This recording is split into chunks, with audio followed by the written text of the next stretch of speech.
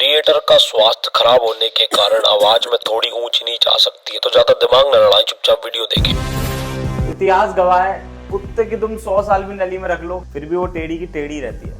तो अगर तुम्हें याद हो धुरंधर 1 जब रिलीज हुई थी तो जर्मनी में बैठे एक सज्जन को बहुत तकलीफ हुई थी उससे। उसने कई वीडियोस भी बनाई थी क्योंकि उसमें पाकिस्तान का कुछ सच दिखाया गया था जो शायद उसे हजम नहीं हुआ, और फिर उसने वीडियोस बना के ट्वीट्स करके हर मुमकिन कोशिश करी उस मूवी को फ्लॉप करवाने की और एक प्रोपेगेंडा साबित करने की। लेकिन द रेस्ट इज हिस्ट्री भाई। धुरंधर 1 ने 1000 करोड़ से भी ऊपर का बिजनेस करा। ये लोग शायद भूल गए थे कि ये 2016 नहीं 26 चल रहा है, और यहाँ लोगों को अच्छी तरह पता है कि क्या प्रोपेगेंडा है और क्या नहीं, और इसी वजह से इनके कमेंट सेक्शन में लोगों ने इनकी धर के ली थी। हिंदुस्तान का सबसे बड़ा दुश्मन हिंदुस्तान ही है, उसमें तुम्हारा ही नाम आएगा। बात तो सही है। लेकिन अब जब धुरंधर का सेकंड पार्ट आया है तो इस जर्मन शेफर्ड की खुजली दोबारा से उठ गई है, और इसने 3 दिन पहले फिर से एक वीडियो निकाल दी, और अब की बार इसने पूरी जिम्मेदारी ली है कि ये मूवी को 2000 करोड़ आराम से पार करवा के मानेगा। तो वीडियो शुरू करने से पहले इसके कमेंट सेक्शन में चलते हैं और देखते हैं लोगों के इनकी नई वीडियो को लेकर क्या रिव्यूज हैं। एक बंदा कह रहा है भाई आपकी फंडिंग कहां से आती है, उस पर भी एक वीडियो बनाओ ना। मैं नहीं बताऊंगा। लोग कह रहे हैं पिक्चर में बिल्कुल सही डायलॉग है, हिंदुस्तान का सबसे बड़ा दुश्मन हिंदुस्तान ही है, पाकिस्तान तो फिर भी दूसरे नंबर पे आता है। ये डायलॉग तो भाई मुझे लगता है आदित्य धर ने पक्का ध्रुव राठी के लिए लिखा है। एक बंदा कह रहा है मुझे उम्मीद थी धुरंधर 2 पे इसका वीडियो जरूर आएगा। मुझे भी भाई पूरी 100% उम्मीद थी। लोग कह रहे हैं ये आदमी पागल हो गया है। भाई मूवी होती है, इतना क्यों जल रहा है तू? उस मूवी में पाकिस्तान की बदनामी हो रही है ना, इंडिया की तो नहीं, तो बस इतना काफी है। हद तो तब हो गई जब लोगों ने इसे यूट्यूब का राहुल गांधी कह दिया। खत्म, bye bye, tata, goodbye, गया।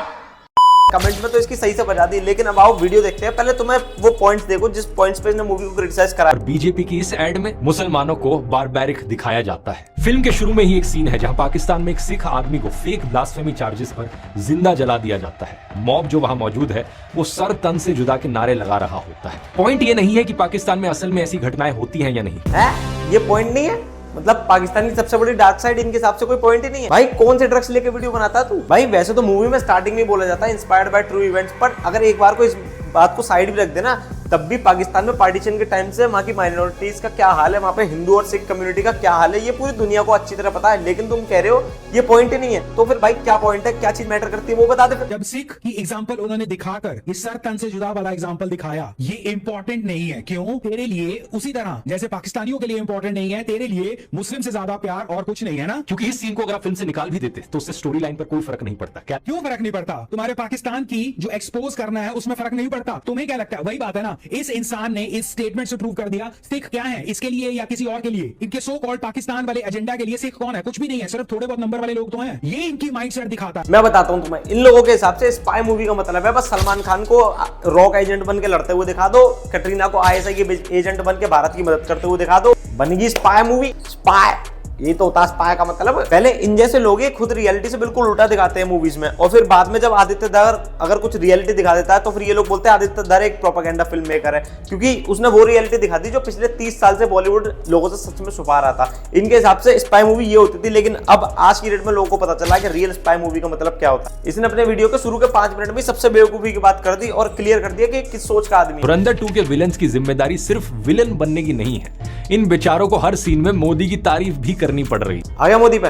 एक तो मुझे समझ नहीं आता इसका खाना जब नहीं होता मोदी के नाम पे, इसका करियर चली मोदी के नाम पर आया। दाऊद इब्राहिम का कैरेक्टर कहता है जब से ये चाय वाला आया है हमारे लोगों में डर बढ़ गया है। और बात रही उस डायलॉग की, तो भाई कोई माने या ना माने, लेकिन देश के बच्चे को पता है कि जब से मोदी गवर्नमेंट पावर में आई है तब से पाकिस्तान के अंदर एक अलग ही लेवल का डर है, क्योंकि उन्हें अच्छी तरह पता है कि चुप बैठने वाला आदमी नहीं है। और अगर इसका सबसे बड़ा एग्जाम्पल देखना हो तो बालाकोट की सर्जिकल स्ट्राइक देख लो और पहलगाम के बाद का ऑपरेशन सिंदूर देख लो। अब आते हैं इस एड के सबसे डिस्टर्बिंग सीन पर, और ये जेन्युइनली डिस्टर्बिंग है क्योंकि ये रियल लोगों की रियल मौत को एंटरटेनमेंट की तरह पेश करता है। फिल्म में आतिक अहमद पर बेस्ड आतिफ अहमद का कैरेक्टर जेल से बाहर आता है, मीडिया को इंटरव्यू दे रहा है और तभी उसे गोली मार दी जाती है। आतिक अहमद और उनके भाई अशरफ को पुलिस कस्टडी में लाइव टेलीविजन पर जर्नलिस्ट बनकर आए 3 हमलावरों ने गोली मार दी थी। आतिक अहमद ने कई दिन पहले सुप्रीम कोर्ट में पिटीशन दायर की थी कि उसे फेक इनकाउंटर में मारा जाएगा, और ऐसा जब एक्चुअली में हुआ तो ये साफ तौर पर यूपी गवर्नमेंट का लॉ एंड ऑर्डर फेलियर दिखाता है। ये अपनी वीडियो में उस आतिक अहमद को एक बेचारा प्रूफ कर रहा है जिसपे और उसके फैमिली पे मर्डर, एक्सटॉर्शन,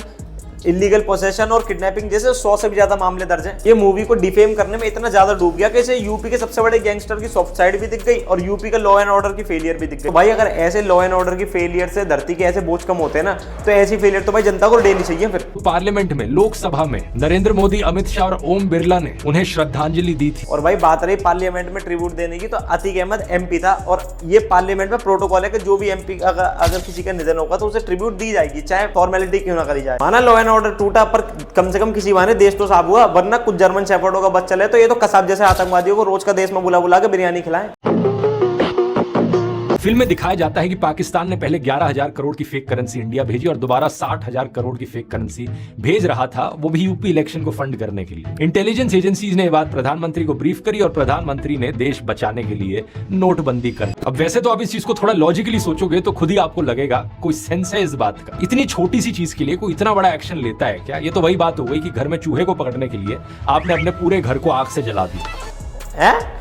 इतनी छोटी सी चीज, पड़ोसी मुल्क हमारे जैसी सेम करेंसी प्रिंट करके हमारे देश में भेज रहा है, हमारे देश में इलेक्शंस में इंटरफेयर कर रहा है, आतंकवादी गतिविधियों को बढ़ावा दे रहा है। ये छोटी सी चीज है। अब कौन सी यूनिवर्सिटी में पढ़ा है तू? वैसे लोगों ने तुझे सही नाम दे रखा है। एटीएम लाइंस और कैश क्राइसिस की वजह से कम 80 से ज्यादा लोग मारे गए। कोई बैंक्स के बाहर लाइन में खड़ा खड़ा गिरकर मर गया तो कोई एटीएम के पास हार्ट अटैक से मर गया। बैंक एम्प्लॉइज ओवरवर्क से मारे गए। नोटबंदी का तो पता नहीं, पर अगर तू भी उसी टाइम पहले उसी लाइन में खड़े खड़े निकल लिया होता ना, तो देश का भला जरूर हो जाता। बट डिमोनेटाइजेशन से देश में तकलीफ हुई, लोगों को तकलीफ हुई, सबको पता है, लेकिन वो स्टेप देश की भलाई के लिए लिया गया। लेकिन अगर सिर्फ स्क्रिप्ट पढ़ने के बजाय थोड़ी रिसर्च करी होती तो पता होता ना that demonetization turn to be a good decision for the country. आज जो तुम 1 मिनट में यूपीआई से ट्रांजैक्शन कर देते हो, हजारों की ट्रांजैक्शंस 1 सेकंड में हो जाती हैं, वो भी कैशलेस। ये सब नोटबंदी की वजह से ही पॉसिबल हो पाया है। जो लोग पहले टैक्स नहीं भरते थे उन लोगों ने टैक्स भरना स्टार्ट कर दिया। और अब तो सुप्रीम कोर्ट ने भी कह दिया भाई 2023 में that demonetisation decision was completely legal. लेकिन ध्रुव भाई को इन सब चीजों से क्या मतलब? इनको वो बैंक के बाहर वाली लाइन तो दिख गई, लेकिन वो 2022 में जो केजरीवाल साहब ने ठेकों के बाहर लंबी लंबी लाइनें लगवाई थी दारू बाय 1 गेट 1 फ्री करके, और वो जो हर साल नया आईफोन लेने के लिए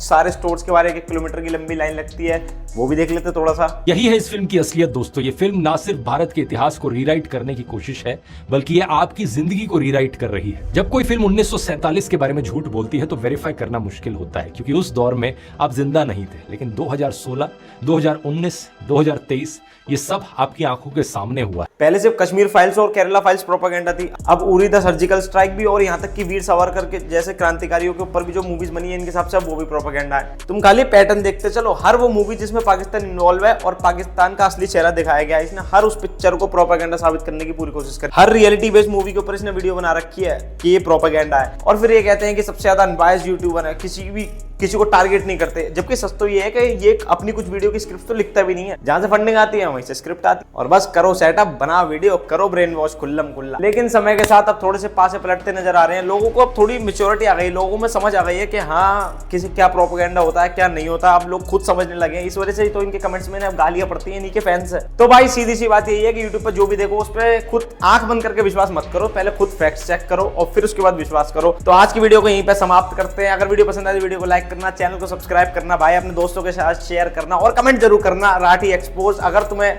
कुछ लगा हो कि हाँ इस बंदे की चीजें कुछ पकड़ में आई हो तुम्हारे, तो राठी एक्सपोज कमेंट करना और बने रहना। स्टे ट्यून ऐसी और टॉपिक्स के लिए, और मिलते जल्दी नेक्स्ट वीडियो में। जब तक के लिए जय हिंद, जय श्री राम, जय भारत।